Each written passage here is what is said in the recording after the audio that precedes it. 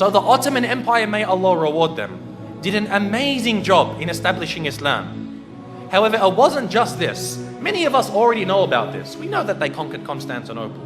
But as I said, there's much that we don't know. For example, many of us aren't aware of the time that Muhammad al-Fatih, rahimahullah, fought against Dracula. You've heard of Dracula before? When I say Dracula, you're probably thinking of a vampire. And you're saying, yeah, Musa, you're telling me that Muhammad al-Fatih fought a vampire? What's next? He fought Superman? No. Dracula was a real man. There was a real man named Dracula. And he ruled over the southern part of the country of what we call today Romania. Now, Muhammad al-Fatih, rahimahullah, as he began to advance into Eastern Europe, for example, Bosnia, Serbia, Hungary, all of these lands, the people of Wallachia, of southern Romania, they wanted to fight against the Ottomans. However, they were very weak, and so they had to make a peace deal with him. So as part of this peace deal, Muhammad al-Fatih, rahimahullah, he said to the ruler, he said, you have to send me 2 of your sons, and we will send them to Istanbul to be educated. So he sent his 2 sons. One was named Vlad, and one was named Radu.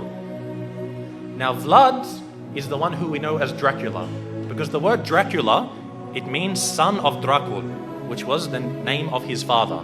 Dracul, it means shaitan, it means a devil. So he's the son of Shaitan, and this is actually quite relevant. It's rather fitting when you hear about this man. What happened was, they went to Constantinople, they studied about Islam, and his brother actually became Muslim. So the brother of Dracula, Radu, became a Muslim.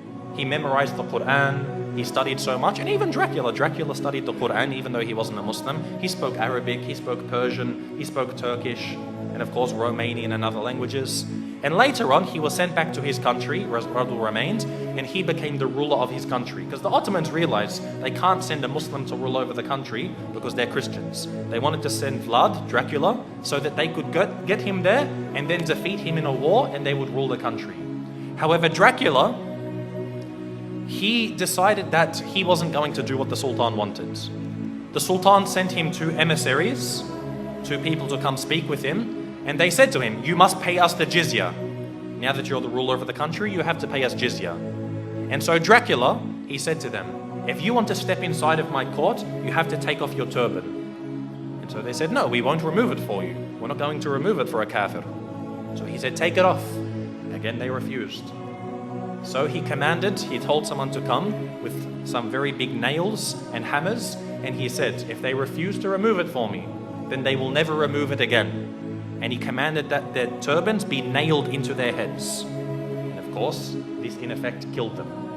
So this was an act of war. Dracula had decided that he wanted to go to war with the Islamic State. And so Muhammad al-Fatih, rahimahullah, he sent a massive army to go fight against them. But Dracula, because of his tactics and the fact that he knew the Ottomans very well, he was able to defeat them on some occasions. Now what he did is what really makes him stand out as being an absolute devil. Dracula, what he did is when they would kill a person, or sometimes they wouldn't even kill him, they would capture them, he did something which is called impaling. Now, if you haven't heard of impaling, it's a pretty gruesome thing to start to describe. What they would do is they would get a very, very big stick. They'd make it sharp at one end, they would insert it through your backsides, pass it through your body until it comes out of your mouth. They would impale them. They would pass this through their body. A lot of the time they would be alive as well. And this is how they would kill them. And then they would put this in the ground, then impale the next person, put him next to him. And the Ottoman army, when they went to go check on their troops, they found that on one of the very long roads leading to the capital of this area, they found 20,000 Muslims impaled along the sides of this road. Imagine this. And we suffer today. No doubt we suffer as Muslims today. But things like this, you can't really compare. 20,000 of them impaled.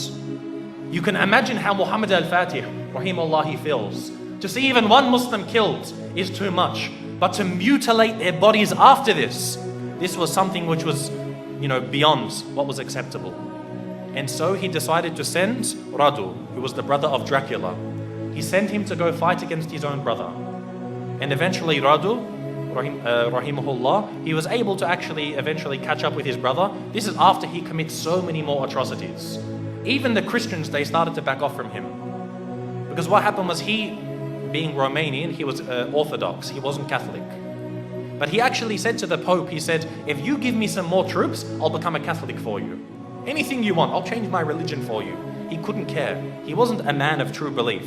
He was only a man of pragmatism on the battlefields. And so even the Christians started to distance themselves from him. However, the Muslims, they caught up with him and they faced him in battle. And it's unclear if the Muslims killed him or if his own people turned upon him and killed him. But either way, Dracula was killed. And the Ottomans, the Muslim army, defeated Dracula. And so what they did was they removed his heads and they took it to the city of Istanbul and they put it on a very, very large stick. They impaled his head and put it at the gates of Constantinople, where it stood for about 2-3 months to say, if you want to be like this man, wage war against us. This was the demise of Dracula. And again, as Muslims, most of us won't even know about this. How many people know that Dracula was a real man? And we as Muslims, we fought him and we killed him. You know how they say garlic kills Dracula, or a silver bullet to the heart, or a wooden stake? None of these kill Dracula. Muslims kill Dracula. So anyone who wants to follow the way of Dracula, they will face the same wrath from the Muslim Ummah.